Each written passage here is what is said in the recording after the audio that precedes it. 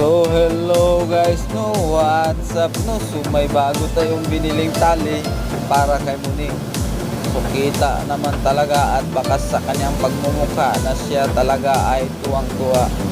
Maaaring simbolo man to ng kanyang kawalang kalayaan, pero kailangan talaga nating gawin para sa kanyang kaayusan at kaligtasan.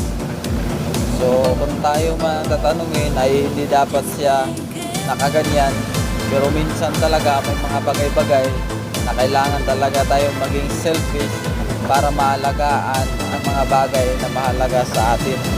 So katulad kay Muning, kahit siya man ay nawalan ng kalayaan at nakatali, ay kontento siya at kita naman talaga natin na siya ay masaya kasama ng aming piling. Kung saan man kami nakakarating sa aming biyahe ay hindi naman namin siya pinapabayaan at mababatid naman